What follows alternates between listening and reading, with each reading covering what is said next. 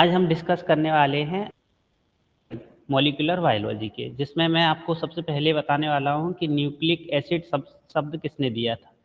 Richard Altmann ने दिया था न्यूक्लिक एसिड शब्द।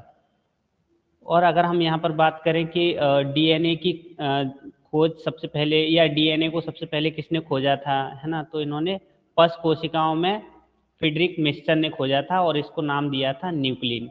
न्यूक्लिन। नेक्स्ट क्वेश्चन है अपना, डीएनए के अंदर पाए जाने वाले जो पिरिमिडीन होते हैं, है ना, तो वो कौन से होते हैं। यहाँ पर मैं बता दूं, डीएनए के केस में और आरएनए के केस में दोनों में डिफरेंस होता है। डीएनए के केस में पिरिमिडीन क्या होते हैं, साइटोसिन और थाइमिन, जबकि आरएनए के केस में पिरिमिडीन होते हैं साइटोसिन और यूरेसिल। यहाँ पर थाइमिन के स्थान पर यूरेसिल प्रेजेंट होता है। थाइमिन के स्थान पर यूरेसिल प्रेजेंट होता है ना। और ये जो पिरिमिडीन होते हैं ये सिंगल रिंग वाले रहते हैं, मैंने आपको बताया भी था। जबकि अगर यहाँ पर प्यूरिन पूछे जाएं तो वो डबल रिंग स्ट्रक्चर रखते हैं अपने पास। नेक्स्ट है डीएनए न्यूक्लियोटाइड क्या है, एक पॉलीमर है, इसलिए इसका नाम पॉलीन्यूक्लियोटाइड भी कहते हैं, इसको पॉलीन्यूक्लियोटाइड भी कहा जाता है। न्यूक्लियोसाइड, न्यूक्लियोसाइड क्या होता है, तो न्यूक्लियोसाइड में क्या होते हैं, nitrogen base plus pentose sugar. जब ये दो चीज़ें मिल जाती हैं तो बन जाता है अपने पास न्यूक्लियोसाइड, है ना। क्या नाइट्रोजनस बेस रहेंगे प्लस यहाँ पर पेंटोज शुगर रहेगा। तो अगर हम इसमें फॉस्फेट समूह भी जोड़ दें, फॉस्फेट ग्रुप भी जोड़ दें, तो ये न्यूक्लियोटाइड की जगह बन जाएगा न्यूक्लियोसाइड की जगह न्यूक्लियोटाइड का फॉर्मेशन हो जाएगा। तो जस्ट यहाँ पर पूछा गया है न्यूक्लियोटाइड क्या होते हैं, तो इसमें नाइट्रोजनस बेस भी जुड़े होंगे, शुगर भी जुड़ा होगा और फॉस्फेट। जब तीनों जुड़े हुए रहते हैं तो न्यूक्लियोटाइड स्ट्रक्चर होते हैं, और यही न्यूक्लियोटाइड जब बहुत सारे जुड़ जाते हैं तो बन जाती है अपने पास पॉलीन्यूक्लियोटाइड स्ट्रक्चर। ठीक है। तो न्यूक्लियोसाइड के केस में नाइट्रोजन बेस और पेंटोज शुगर, जबकि न्यूक्लियोटाइड के केस में नाइट्रोजनस बेस, शुगर, है ना, पेंटोज शुगर ये भी रहेगी, है ना, और प्लस फॉस्फेट, ये तीनों समूह होते हैं। नेक्स्ट है अपने पास, मैडम जब भी कोई प्रॉब्लम हो तो थोड़ा सा आप अनम्यूट भी कर सकते हैं ना। वॉटसन और क्रिक द्वारा खोजा गया डीएनए का स्वरूप, जब क्वेश्चन आता है कि कौन सा डीएनए खोजा था वॉटसन और क्रिक ने, तो हम इसका आंसर देंगे बी डीएनए खोजा था। और बी डीएनए जनरली सबसे स्टेबल फॉर्म बोला जाता है। बी डीएनए को क्या बोलते हैं, सबसे स्टेबल फॉर्म भी बोलते हैं। अगला क्वेश्चन है अपना, जेड डीएनए की खोज किसने की थी, तो मैं आपको बता देता हूँ, यहाँ पर वांग और रिच ने की थी। वांग और रिच ने जेड डीएनए की खोज की थी। जो जेड डीएनए होता है और जो अपना बी डीएनए होता है, तो बी डीएनए की स्ट्रक्चर हो चाहे सी डीएनए की, ए डीएनए की या डी डीएनए की, ये जनरली राइट हैंडेड होते हैं या इसको दक्षिणावर्त बोलते हैं। जबकि जो जेड डीएनए होता है ये वामावर्त या लेफ्ट हैंडेड इसका घुमाव रहता है। तो यहाँ से एक क्वेश्चन आ जाता है, कभी कभी राइट हैंडेड और लेफ्ट हैंडेड में आप अंतर करेंगे। अगर हम बात करें यहाँ पर फर्स्ट जेनेटिक मटेरियल की, तो फर्स्ट जेनेटिक मटेरियल आरएनए था, है ना, फर्स्ट जेनेटिक मटेरियल आरएनए था। लेकिन आज के केस में हम देखते हैं तो जेनेटिक मटेरियल मुख्य रूप से देखा जाए तो डीएनए होता है, अगर वायरस को छोड़ दें तो यहाँ पर डीएनए और आरएनए में से जल्दी म्यूटेंट कौन होता है, आरएनए बहुत जल्दी म्यूटेटेड हो जाता है ना। इसलिए हम देखते हैं कि डीएनए जनरली जेनेटिक मटेरियल के रूप में प्रेजेंट टाइम में है। ठीक है। नेक्स्ट है अपने पास, एक क्वेश्चन आता है, जनरली हम देखते हैं कि जो डीएनए होता है वो डबल स्ट्रैंड वाला रहता है, लेकिन यहाँ क्वेश्चन पूछा गया है सिंगल स्ट्रैंड डीएनए कौन सा है। तो सिंगल स्ट्रैंड डीएनए हमको मिल जाता है 5×174, जो बैक्टीरियोफेज होता है, उसमें बैक्टीरियोफेज एक वायरस का फॉर्म है ना, तो जो 5×174 बैक्टीरियोफेज होता है इसमें हमें सिंगल स्ट्रैंड डीएनए मिल जाता है। अब यहाँ पर जस्ट एक अपोजिट क्वेश्चन भी है कि double strand RNA, normal case में हम देखते हैं आरएनए क्या रहता है, सिंगल स्ट्रैंड रहता है, लेकिन अभी पूछा जा रहा है कि डबल स्ट्रैंड आरएनए किस केस में कहाँ पर मिलता है। तो हम इसका आंसर बता सकते हैं कि जो बॉन्ड ट्यूमर वायरस होता है या रियो वायरस होता है, यहाँ पर हमको डबल स्ट्रैंड आरएनए मिल जाता है। एक मिनट में चेक कर लूँ रिकॉर्डिंग हो रही है कि नहीं। हाँ चल रही है, ठीक है। नेक्स्ट है अपने पास जेनेटिक इंफॉर्मेशन के स्टोर के लिए डीएनए को बेहतर माना जाता है। क्यों मानते हैं, मैंने जस्ट अभी आपको बताया था, वो सबसे अधिक स्टेबल रहता है ना। जेनेटिक इंफॉर्मेशन के ट्रांसमिशन के लिए आरएनए बेहतर होता है ना। ये क्वेश्चन भी पूछा जाता है। स्टोर के लिए, स्टोरेज के लिए डीएनए है, जबकि ट्रांसमिशन के लिए आरएनए बेहतर माना जाता है। डीएनए और आरएनए में आरएनए अधिक रिएक्टिव होता है या अनस्टेबल होता है। ये मैं आपको अभी बता चुका हूँ, ये क्वेश्चन फिर से आया है तो आप याद रखेंगे। यदि डीएनए से डीएनए बन रहा है ना, डीएनए से डीएनए का फॉर्मेशन हो रहा है तो हम इसको रेप्लिकेशन या डुप्लीकेशन बोल देते हैं। जबकि डीएनए से आरएनए बने, यदि डीएनए से क्या बन रहा है, आरएनए का निर्माण हो रहा है, तो हम इसको बोलते हैं ट्रांसक्रिप्शन या अनुलेखन बोलते हैं। अनुलेखन है ना, ट्रांसक्रिप्शन या अनुलेखन कहते हैं। नेक्स्ट है अपने पास, यदि एमआरएनए, या अपन बोलते हैं ना आरएनए से प्रोटीन का बनना, आरएनए से प्रोटीन का बनना, तो एमआरएनए होता है एक्चुअल में। एमआरएनए से जब प्रोटीन है तो तब हम इसको बोलते हैं ट्रांसलेशन, है ना, ट्रांसलेशन या अनुवादन। सेंट्रल डोग्मा में क्या होता है, ये तीनों चीजें अपन पढ़ लेते हैं। डीएनए से डीएनए, डीएनए से आरएनए और एमआरएनए से प्रोटीन का निर्माण होता है। नेक्स्ट है अपने पास सिस्ट्रॉन। डीएनए में सिस्ट्रॉन कुछ सेगमेंट होते हैं, है ना, या जीन होती हैं इकाइयाँ। तो बोले डीएनए अणु की ये फंक्शनल यूनिट है ना। क्या है, सिस्ट्रॉन एक फंक्शनल यूनिट है जिसमें प्रोटीन बनाने की सूचना स्टोर रहती है ना। प्रोटीन बनाने की इंफॉर्मेशन स्टोर रहती है। तो कभी पूछा जा सकता है कि प्रोटीन बनाने की सूचना निम्न में से किसमें निहित होती है, तो वहाँ पर सिस्ट्रॉन शब्द भी दिया हो सकता है। म्यूटॉन है ना, रेकॉन, ये सारे शब्द आ जाते हैं। जस्ट म्यूटॉन लिखा है, ये म्यूटन लिखा है। म्यूटॉन जो होता है, ये इसको यूनिट ऑफ म्यूटेशन बोला जाता है। उत्परिवर्तन की इकाई कहते हैं म्यूटॉन को, है ना। उत्परिवर्तन की इकाई किसको कहते हैं, म्यूटॉन को कहते हैं। नेक्स्ट अपने पास ये क्वेश्चन है कि जीन शब्द सबसे पहले किसने दिया था। तो जीन शब्द सबसे पहले जॉनसन ने 1909 में दिया था। जीन शब्द सबसे पहले जॉनसन ने 1909 में दिया था। एमआरएनए शब्द जैकब और मोनार्ड द्वारा प्रस्तावित किया गया था। एमआरएनए, या जिसे हम मैसेंजर आरएनए बोलते हैं, ये शब्द जैकब और मोनार्ड द्वारा दिया गया था। जो जीन होते हैं, जीन को जनरली इनहेरिटेंस या आनुवंशिकता की इकाई बोला जाता है। जीन को इनहेरिटेंस या आनुवंशिकता की इकाई कहते हैं, आप याद रखेंगे। नेक्स्ट है टीआरएनए के साथ जब अमीनो एसिड जुड़ जाता है, तो हम देखते हैं टीआरएनए की स्ट्रक्चर हमने देखी है ना। तो यहाँ पर जब टीआरएनए के साथ अमीनो एसिड जुड़ जाता है, तो उस केस में टीआरएनए चार्ज हो जाता है, या लोडेड टीआरएनए भी उसको कहते हैं, लोडेड टीआरएनए भी कहते हैं। कोडॉन एमआरएनए पे पाए जाते हैं, है ना। तो ये एंटी कोडॉन हो जाते हैं एक तरीके से। तो कोडॉन किस पर प्रेजेंट होते हैं, वो एमआरएनए पे प्रेजेंट रहते हैं। नेक्स्ट है कोशिका में सबसे ज़्यादा मात्रा में पाया जाने वाला आरएनए कौन सा होता है, ये आरएनए, या जिसको राइबोसोमल आरएनए कहते हैं। इसका परसेंट 80% तक होता है। कितना होता है, 80% तक होता है। नेक्स्ट है टीआरएनए, इन्होंने कहा 74 से लगाकर 95 न्यूक्लियोटाइड से निर्मित होता है ना। तो कम से कम इतने न्यूक्लियोटाइड प्रेजेंट होना चाहिए जब टीआरएनए फॉर्म हो सकता है। कोशिका में पाया जाने वाला सबसे बड़ा बायोमोलिक्यूल्स क्या है, डीएनए है ना। कोशिका में अगर आया जाता है, क्वेश्चन पूछा जाए कि लार्जेस्ट बायोमोलिक्यूल्स कौन सा है, तो हमें पता रहेगा डीएनए, ठीक है, डीएनए। मैंने ये भी कई बार पढ़ाया है कि जो डीएनए होता है, ये हमेशा नेगेटिव चार्ज रहता है। डीएनए क्या होता है, नेगेटिव चार्ज रहता है। और डीएनए के मैंने आपको एक और चीज़ बताई थी, इसमें हिस्टोन प्रोटीन जो होती है डीएनए में जो हिस्टोन प्रोटीन होती है, वो पॉजिटिव चार्ज रहती है ना, पॉजिटिव चार्ज रहती है।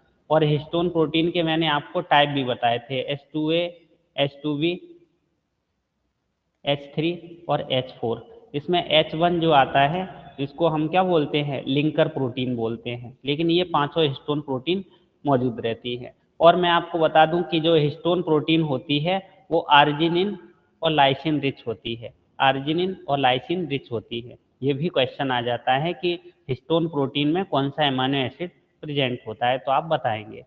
टीआरएनए के अन्य नाम क्या है, एक तो सोल्यूबल आरएनए इसको बोलते हैं, है ना, और एक इसको एडॉप्टर आरएनए भी कहा जाता है ना। टीआरएनए के दो अन्य नाम भी हैं। क्वेश्चन वहाँ ऐसा भी आ जाएगा कि सोल्यूबल आरएनए निम्न में से किसे कहा जाता है, टीआरएनए, आरआरएनए, एमआरएनए, वहाँ लिख देंगे नन ऑफ दीज या सभी। तो हमें आंसर इसका याद रखना होगा, इसको हम सोल्यूबल आरएनए या एडॉप्टर आरएनए भी कहते हैं। ठीक है। नेक्स्ट है टीआरएनए के संश्लेषण को टीआरएनए पॉलीमरेज थर्ड द्वारा प्रेरित करता है ना। टीआरएनए क्या है, टीआरएनए के संश्लेषण को कौन प्रेरित करता है या इंड्यूस्ड, तो आरएनए पॉलीमरेज थर्ड, है ना, आरएनए पॉलीमरेज थर्ड इसको क्या करता है, इंड्यूस्ड करता है।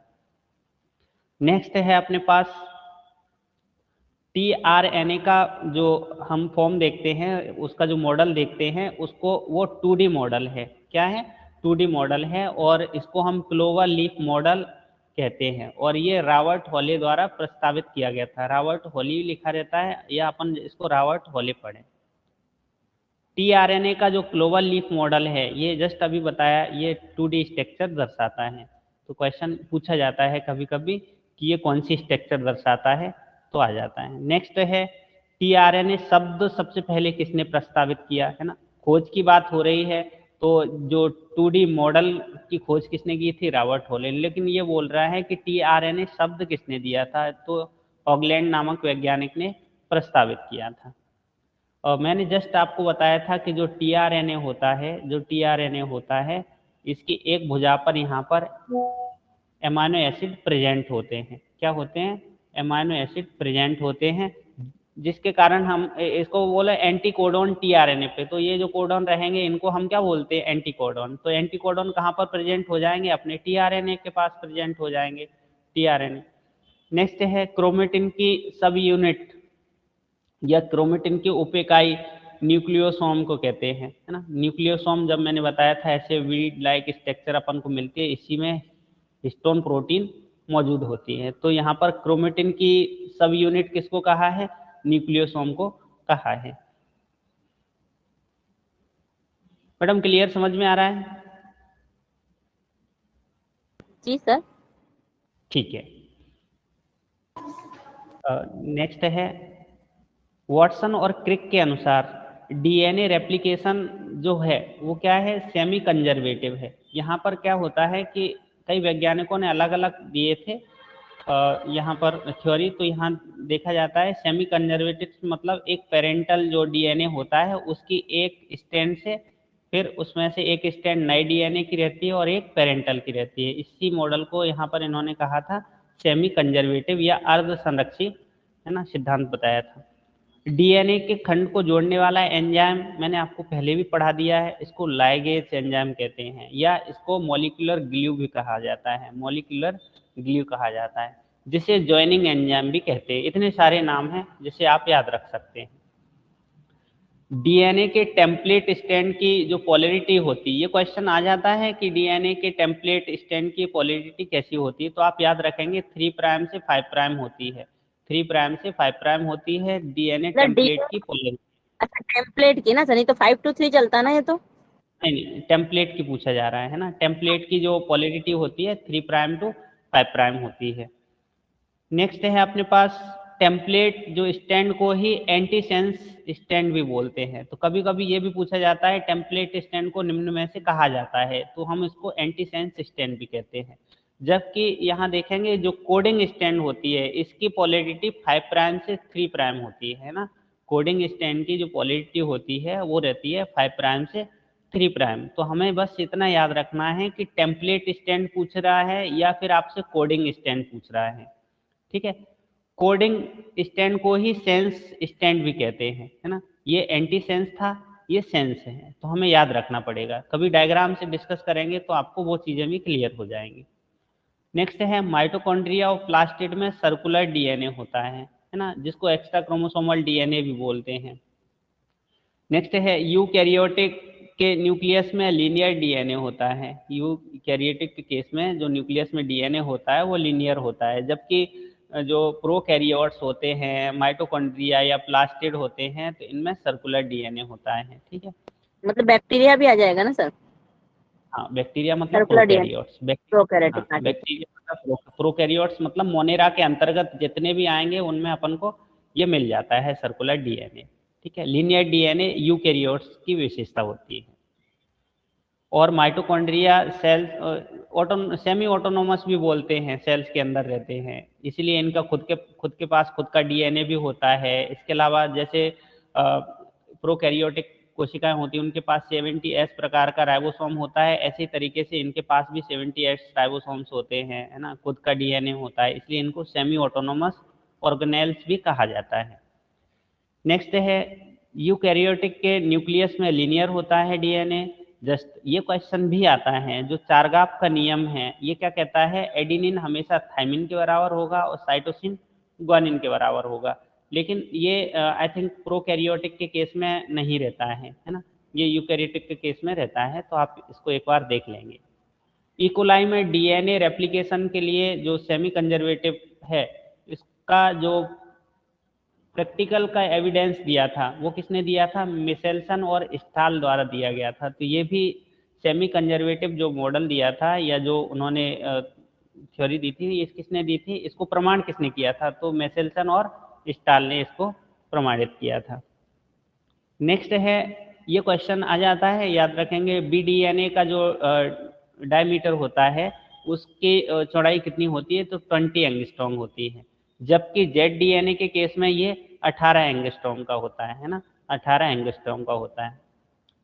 ट्रांसक्रिप्शन की यूनिट किसको बोलते हैं, ट्रांसक्रिप्शन की यूनिट किससे बनी होती है, कहते नहीं है ना, ट्रांसक्रिप्शन जो यूनिट होती है उसमें हमें 3 चीजें मिलती हैं, प्रमोटर, टर्मिनेटर और स्ट्रक्चरल जीन, तीनों जीन अपन को मिल जाती हैं, है ना, ट्रांसक्रिप्शन यूनिट में। नेक्स्ट है अपने पास बीडीएनए में कितने बेस पेयर होते हैं, तो 10 होते हैं, जबकि जो जेड डीएनए होता है इसमें अपन को 12 बेस पेयर मिल जाते हैं, है ना, जबकि जेड सर डीएनए के केस में सर इनको 50 को फिर से रिपीट कर दीजिए ना। कौन सा वाला 50, मतलब ये जो आपने 50 ऑब्जेक्टिव हमको पूरा ही बताया वन लाइनर, तो इसको एक बार रिपीट कर दीजिए, फिर 100 एक साथ में ज्यादा नहीं हो जाएगा? आप चलो मैं 100 रिपीट रिपीट कर कर। देता हूँ, चलो एक बार फिर से रिपीट कर देता हूँ। हाँ मतलब दोबारा नहीं करना पड़ेगा आपको, 50-50 सही हाँ रहेगा ऐसा। चलो चलो, ठीक है मैडम, आप म्यूट कर लो, आवाज बहुत आ रही। चलो नेक्स्ट, न्यूक्लिक एसिड शब्द किसने दिया था, मैंने आपको बताया था रिचर्ड अल्टमान ने दिया था। अगर बात करें कि डीएनए को सबसे पहले किसने खोजा था, तो डीएनए को सबसे पहले नाम न्यूक्लियन दिया गया था, फ्रीडरिक मिक्सचर ने खोजा था, और पश कोशिकाओं में इसको खोजा था सबसे पहले। डीएनए के अंदर पाए जाने वाला जो पिरिमिडीन होता है उसको हम साइटोसिन थाइमिन बोलते हैं, है ना, जबकि आरएनए के अंदर जो पिरिमिडीन होता है इसको साइटोसिन यूरेसिल बोलते हैं, और ये हमेशा क्या रहता है, सिंगल रिंग वाले रहते हैं। डीएनए न्यूक्लियोटाइड क्या होता है, जो डीएनए न्यूक्लियोटाइड का पॉलीमर है, क्योंकि इसलिए इसको पॉलीन्यूक्लियोटाइड कहते हैं, है ना, डीएनए न्यूक्लियोटाइड का पॉलीमर होता है, इसलिए हम इसको क्या बोलते हैं, पॉलीन्यूक्लियोटाइड बोलते हैं। सिंगल न्यूक्लियोटाइड मिलके और बहुत सारे न्यूक्लियोटाइड मिलके पॉलीन्यूक्लियोटाइड स्ट्रक्चर बना लेते हैं। जस्ट मैंने आपको बताया था, अगर नाइट्रोजनस बेस और पेंटोस शुगर आपस में जुड़े हैं तो हम इसको न्यूक्लियोसाइड कहते हैं, जबकि इसमें अगर हम फॉस्फेट समूह भी जोड़ दें तो वो न्यूक्लियोटाइड बन जाता है, तो वो न्यूक्लियोटाइड फॉर्म हो जाता है। नेक्स्ट मैंने आपको बताया था बीडीएनए की खोज सबसे पहले किसने की थी, वॉटसन और क्रिक द्वारा खोजी गई थी, और यही सबसे स्टेबल फॉर्म बोला जाता है डीएनए का। जेड डीएनए की खोज वांग और रिच ने की थी, है ना, यहाँ पर जो जेड डीएनए होता है ये लेफ्ट हैंडेड होता है, जबकि ए बी सी और डी डीएनए राइट हैंडेड वाले होते हैं। फर्स्ट जेनेटिक मटेरियल की हम बात करें तो आरएनए था, है ना, आरएनए था फर्स्ट जेनेटिक मटेरियल।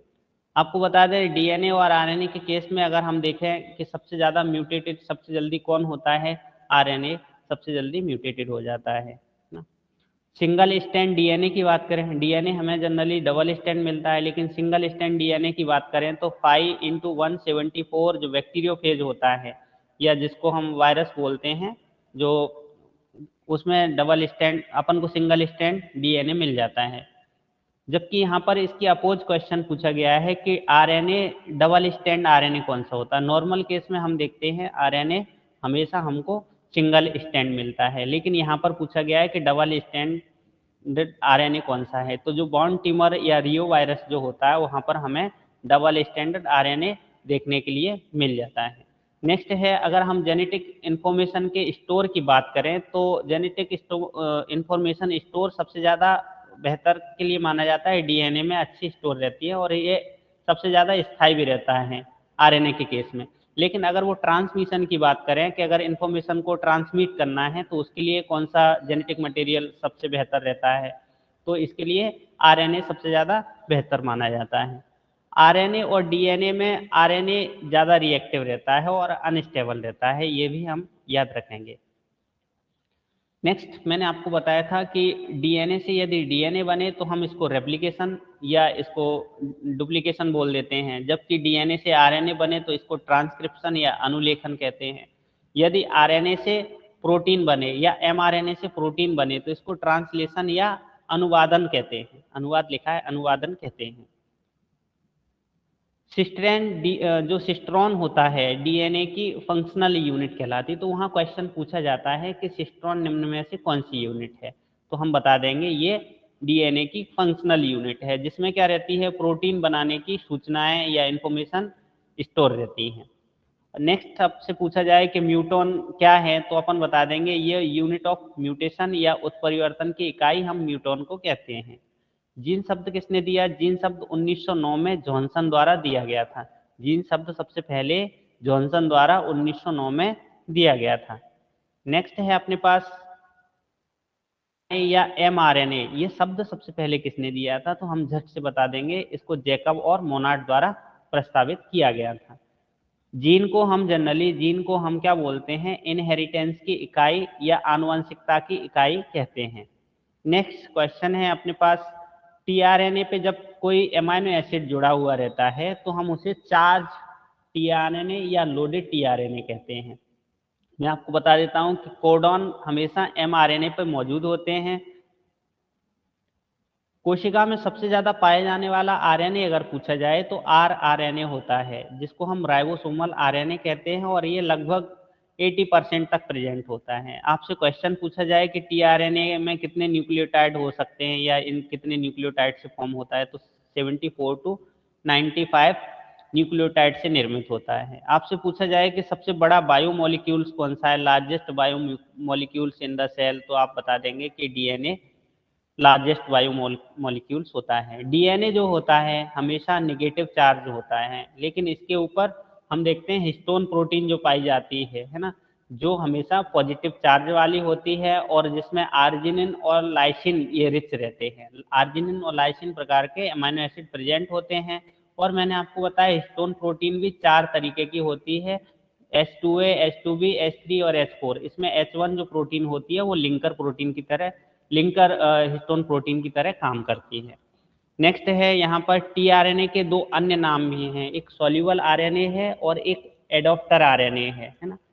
नेक्स्ट है अपने पास टीआरएनए के संश्लेषण को टीआरएनए पॉलीमरेज 3 प्रेरित करता है। अगर कोई टीआरएनए का सिंथेसिस स्टार्ट होने वाला है तो ये स्टार्ट कौन करेगा, आरएनए पॉलीमरेज 3 जो है इसको इंड्यूस्ड करता है। टीआरएनए का जो 2D मॉडल है इसको क्लोवल लीफ मॉडल भी कहते हैं, और ये सबसे पहले रॉबर्ट हॉल था। तो ये क्वेश्चन फिर से यहाँ रिपीट है कि टीआरएनए का जो क्लोवल लीफ मॉडल है वो कैसी संरचना दर्शाता है, 2D 3D, तो हमें पता है ये 2D स्ट्रक्चर दर्शाता है। टीआरएनए अगर शब्द की हम बात करते हैं तो टीआरएनए शब्द सबसे पहले हॉगलैंड ने प्रस्तावित किया। और मैं आपको बता देता हूँ जो टीआरएनए होता है उस पर एंटीकोडॉन प्रेजेंट होते हैं। जस्ट मैंने आपको बताया, अगर अमीनो एसिड ऐसे जुड़े हुए हैं तो हम इनको एंटीकोडॉन बोलते हैं। क्रोमेटिन की जो सब यूनिट होती है उसको जस्ट मैंने बताया था, जो क्रोमोसोम्स होते हैं, और यहाँ पर वीड लाइक स्ट्रक्चर अपन को मोतियों की माला जैसी दिखती है, तो ये जनरली बनाते हैं न्यूक्लियोसोम, है ना। तो यहाँ पर न्यूक्लियोसोम प्रोटीन कहा जाता है। वाटसन और क्रिक के अनुसार डीएनए रेप्लिकेशन कैसे होते हैं, सेमी कंजर्वेटिव होते हैं या अर्ध संरक्षी होते हैं। यानी जब भी कोई डीएनए से नया डीएनए बनता है तो उसमें 50% डीएनए उसके पेरेंट्स का रहता है, इसलिए हम इसको क्या बोलते हैं, सेमी कंजर्वेटिव बोलते हैं, क्योंकि एक स्टैंड इसके पेरेंट्स का आता है, एक नया स्टैंड बनता है टेम्पलेट स्टैंड पे, है ना। तो ये इसलिए हम इसको सेमी कंजर्वेटिव। नेक्स्ट है अपने पास डीएनए खंडों को जोड़ने वाला डीएनए जो एंजाइम होता है उसका नाम है लाइगेज एंजाइम। इसको मॉलिक्यूलर ग्लू भी बोलते हैं, इसको मॉलिक्यूलर ग्लू भी कहा जाता है। इसका एक और नाम है जॉइनिंग एंजाइम। नेक्स्ट है अपने पास डीएनए के जो टेम्पलेट होते हैं उसकी पोलरिटी हमेशा 3 प्राइम से 5 प्राइम होती है। डीएनए टेम्पलेट स्टैंड की अगर हम पोलरिटी की बात करते हैं 3 प्राइम से 5 प्राइम होती है। नेक्स्ट है अपने पास टेम्पलेट जो स्टैंड को ही हम एंटीसेंस स्टैंड भी कहते हैं। टेम्पलेट स्टैंड जस्ट अपन ने बताया ये टेम्पलेट स्टैंड, इसको हम एंटीसेंस, है ना, एंटीसेंस स्टैंड भी कहते हैं। अब बात आ रही है कोडिंग स्टैंड। कोडिंग स्टैंड को हम सेंस स्टैंड भी कहते हैं, जिसकी ध्रुवता कैसी होती है, पोलैरिटी 5 प्राइम टू 3 प्राइम होती है। मैं आपको बता देता हूँ यहाँ पर सर्कुलर डीएनए अपन को 3 जगह मिल जाएंगे। प्रोकैरियोटिक की केस में भी मिल जाते हैं, माइटोकॉन्ड्रिया में भी और साइनोबैक्टीरिया में भी मिल जाते हैं। यूकैरियोट्स में अगर हम डीएनए की बात करें तो यहाँ पर लीनियर डीएनए होता है, इस पर लीनियर या रेखीय डीएनए प्रेजेंट होता है। चारगाफ नियम कहता है एडेनिन की मात्रा जितनी प्रेजेंट है उसी के बराबर थाइमिन की होगी, जितना ग्वानिन है उतना ही साइटोसिन प्रेजेंट होगा। मैं आपको यहाँ पर एक क्वेश्चन सॉल्व करवाता हूँ। उसमें क्वेश्चन दे दिया कि एडेनिन की मात्रा 30% है, तो बताओ इसमें ग्वानिन की मात्रा कितनी होगी। ग्वानिन की मात्रा कितनी होगी, एक ही वैल्यू दी है, तो हमें पता है एडेनिन बराबर कितना हो जाएगा, एडेनिन बराबर थाइमिन। इसका मतलब है 30% ये 30% ये, तो कितना हो गया ये 60%। अब बचा अपने पास 40%, इसका मतलब ग्वानिन कितना आ जाएगा 20%, क्योंकि साइटोसिन में भी 20 होगा, तो 20 और 20 40, है ना, तो पूरा 100% बन जाएगा। तो यहाँ पर आंसर 20% हो जाएगा। ऐसे क्वेश्चन भी आ जाते हैं। ई कोलाई में डीएनए रेप्लिकेशन जो सेमी कंजर्वेटिव मॉडल है, इसको प्रूफ किसने करा था? एग्जांपल फिर से एक बार समझाइए ना। ये वाला? हाँ जी। चल मैं ऐसा बता रहा हूँ कि मान लो उन्होंने कह दिया एडेनिन की मात्रा उसमें 10% है, ऐसे बोल देते हैं, तो ग्वानिन या साइटोसिन कितना होगा?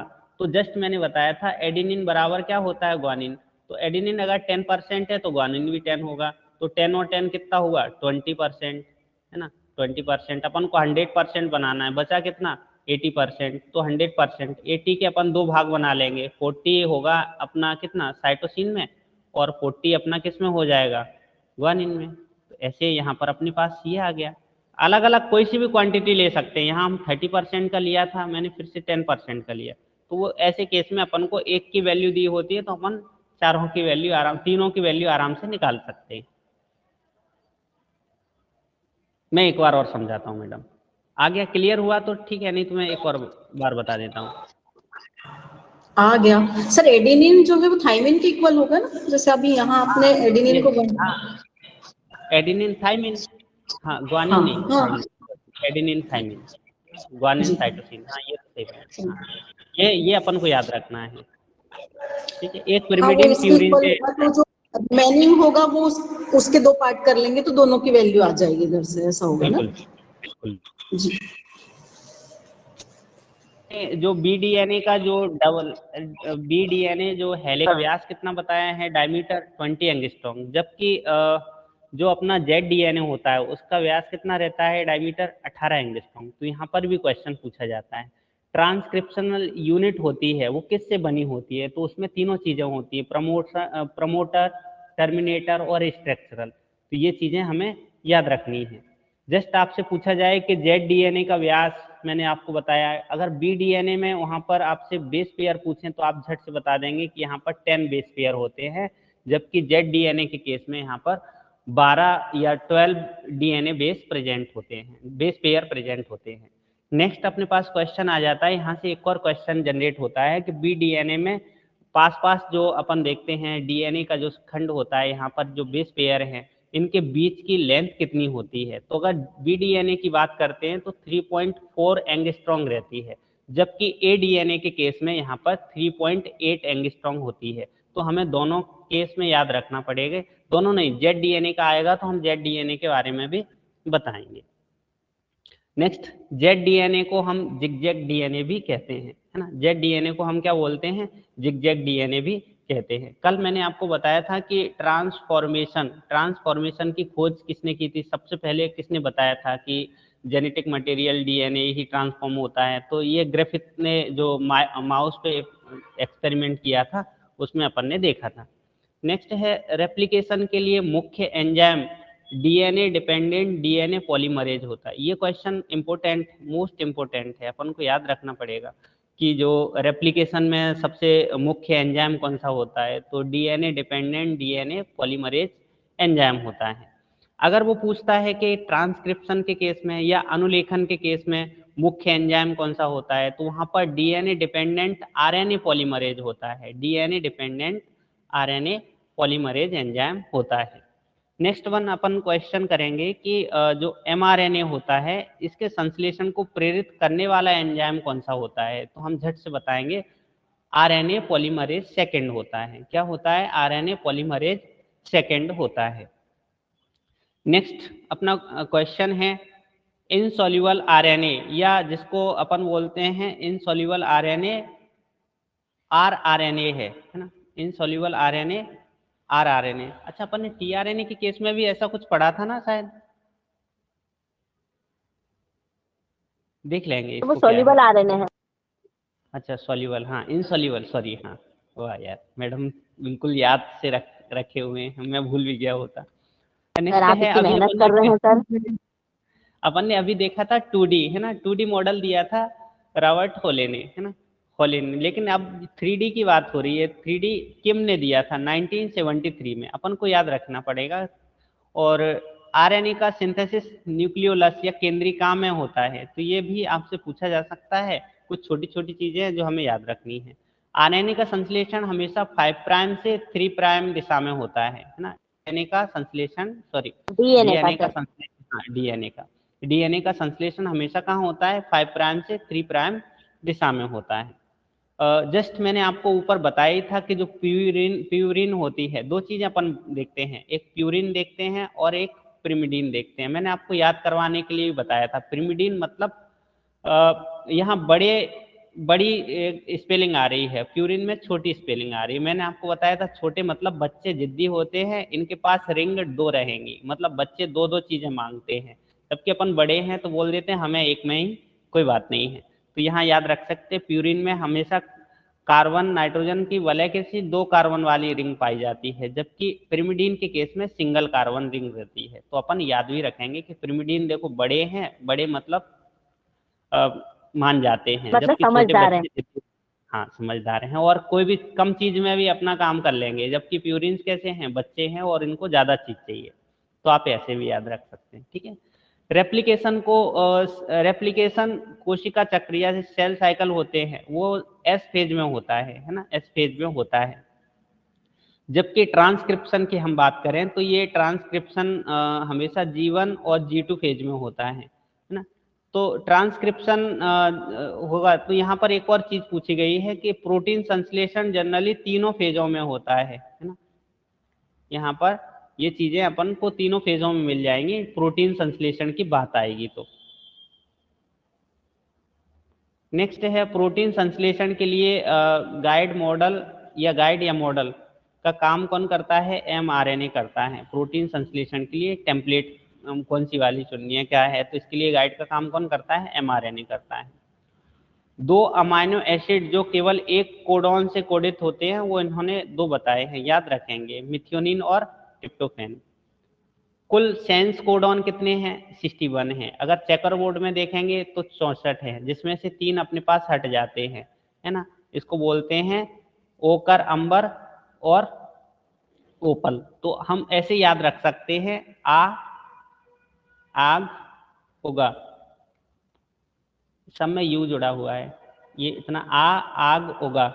तो ये होते हैं तीनों एंटीसेंस कोडॉन, या इसको स्टॉप कोडॉन या टर्मिनेशन कोडॉन बोलते हैं। पहला ओकर, अंबर, ओपल, है ना, ये आपको याद रखना होगा।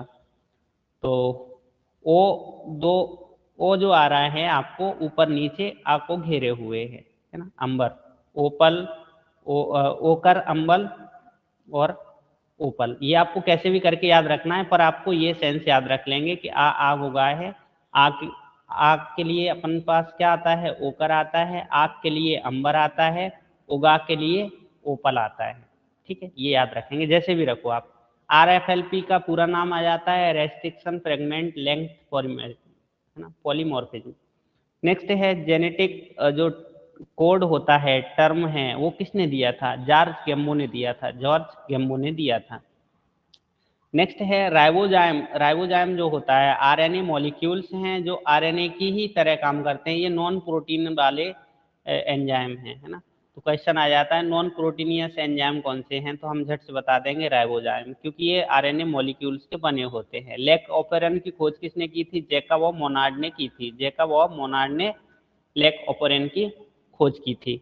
नेक्स्ट है इकोलाई के लेक ऑपरेन में जो स्ट्रक्चरल जीन होती है वो कौन सी होती है, ZY-A, है ना, ZY-A तीनों होते हैं। लेक ऑपरेन को इंड्यूसर लैक्टोज, लेक ऑपरेन में जो इंड्यूसर होता है या प्रेरक होता है वो कौन होता है, लैक्टोज होता है। वाई क्रोमोसोम से जीन्स की संख्या पूछ लेते हैं कभी कभी, 231 होती है ना, 231 होती है। ट्रांसपोजॉन्स को जंपिंग जीन भी कहा जाता है, और ट्रांसपोजॉन्स की खोज जनरली मैक्लिंटॉक नामक वैज्ञानिक ने की थी। कल मैंने आपको बताया था स्प्लिट जीन का मतलब क्या होता है, एक्सॉन के बीच में इंट्रॉन्स होते हैं, है ना, इंट्रॉन्स होते हैं, इंट्रॉन्स को निकाल देते हैं, एक्सॉन जरूरी होती है, तो उसमें स्प्लिट जीन इन्हीं को बोला जाता है। तो इसकी खोज की थी फिलिप शार्प और रॉबर्ट ने, फिलिप शार्प और रॉबर्ट ने खोज की थी। नेक्स्ट है एमाइनो एसिड एक्टिवेशन को प्रेरित करने वाला एंजाइम कौन सा है, एमाइनो एसिड टीआरएनए सिंथेटेज है। Amino acid tRNA synthetase enzyme है जो क्या करता है, एमाइनो एसिड के एक्टिवेशन को इंड्यूस्ड करता है। नेक्स्ट है AUG, जस्ट आप अपन ने अभी पढ़ा था म्यूथियोनिन के केस में है कि स्टार्ट कोडॉन ही इसको हम बोलते हैं, जो AUG से कोड होता है। सेंट्रल डोगमा की अवधारणा किसने दी थी, क्रिक ने दी थी। और सेंट्रल डोगमा में जस्ट मैंने आपको स्टार्टिंग में भी बताया था कि पूरी प्रोसेस आ जाती है, DNA से RNA और RNA से प्रोटीन बनने की पूरी प्रोसेस सेंट्रल डोगमा के अंतर्गत पढ़ी जाती है। नेक्स्ट है जेनेटिक कोड का स्पेसिफिक होना, केवल एक कोड एक विशिष्ट एमाइनो एसिड को ही कोड करता है ना, इसलिए वो स्पेसिफिक होता है। जेनेटिक कोड का अगर वो बोल रहा है अनएम्बिजियस होना या असंदिग्ध होना, ये भी दर्शाता है कि एक कोडॉन किसी दूसरे अमाइनो एसिड को कोड नहीं करता है ना, एक अमाइनो एसिड दूसरे को कोड नहीं कर पा रहा है। नेक्स्ट है जेनेटिक कोड का डिजेनरेसी होना, ये बताता है कि एक अमाइनो एसिड एक से अधिक कोडॉन द्वारा कोड हो सकता है। तो ये तीनों अपन याद रखेंगे। स्पेसिफिक का मतलब पर्टिकुलर को कोड कर सकता है, अनएम्बिजियस का मतलब है दूसरे को नहीं कर सकता है, और डिजेनरेसी में एक अमाइनो एसिड क्या करता है, एक से अधिक कोडॉन द्वारा कोडेड हो सकता है। ये तीनों केस अपन याद रखेंगे। सभी आरएनए में mRNA सबसे शॉर्टर या अल्पकालिक होता है, mRNA सबसे छोटा होता है आरएनए। आपसे पूछा जाए DNA रेप्लिकेशन के लिए प्राइमर जरूरी होते हैं, है ना, जब भी रेप्लिकेशन स्टार्ट होता है तो उसमें प्राइमर नहीं होगा, RNA प्राइमर होते हैं एक्चुअल में, तो वो DNA रेप्लिकेशन स्टार्ट नहीं होगा। नेक्स्ट मैं आपको बता देता हूँ यहाँ पर नॉनसेंस या स्टॉप कोडॉन mRNA के 3 प्राइम सिरे पर होते हैं, ये भी इम्पोर्टेंट क्वेश्चन है, हो सकता है इस बार पूछ ले, अच्छी चीज है। इंट्रॉन्स को हटाना आरएनए स्प्लाइसिंग कहलाता है। मैंने जस्ट बताया था कि जो डीएनए के खंड में दो चीजें होते हैं, है ना, तो यहाँ पर इंट्रॉन्स भी होते हैं और एक्सॉन्स भी होते हैं। तो इंट्रॉन के जो खंड हट जाते हैं इसी को आरएनए स्प्लाइसिंग बोला जाता है। प्रोकैरियोट्स में केवल एक पॉलीमरेज होता है ना, तो ये भी याद रखने वाली चीज है। और जबकि यूकैरियोटिक के केस में हम देखें तो आरएनए पॉलीमरेज होते हैं, फर्स्ट, सेकंड, थर्ड। यहाँ पर आरएनए पॉलीमरेज केवल सिंगल होता है, जबकि यूकैरियोटिक के केस में अपन को तीनों मिल जाते हैं। जो यूकैरियोटिक का सिस्ट्रॉन होता है वो मोनोसिस्ट्रोनिक होता है, जबकि प्रोकैरियोटिक के केस में क्या रहता है, मोनोसिस्ट्रोनिक। यहाँ पर पॉलीसिस्ट्रोनिक होता है, लिखा नहीं है। जितने थे क्वेश्चन अपन ने बना। दो पास पास स्थित न्यूक्लियोसोम को जोड़ने वाली जो डीएनए है उसको लिंकर डीएनए कहते हैं। और जस्ट लास्ट क्वेश्चन, रेकॉन को यूनिट ऑफ रिकॉम्बिनेशन कहा जाता है। अपन ने देखा था कि म्यूटॉन, सिस्ट्रॉन और रेकॉन ये तीनों इकाइयां होती हैं जहां पर तीनों के काम है। म्यूटॉन को म्यूटेशन करवाना होता है और ये स्ट्रक्चरल हो जाता है ना। और अपने पास रेकॉन बचा, ये यूनिट ऑफ रिकॉम्बिनेशन कहलाता है। तो अपने ये क्वेश्चन 100 कंप्लीट हो गए मैडम। इसकी पीडीएफ मैं आपको अभी सेंड कर दूंगा। एक बार आप रिवीजन करें। कल मैं 50 क्वेश्चन का वापस से रिवीजन स्टार्ट करवा दूंगा और अपनी चीज़ें कंप्लीट हो जाएंगी। पहले मैं सबसे पहले इस रिकॉर्डिंग को बंद कर दूं ताकि अपनी बातें ना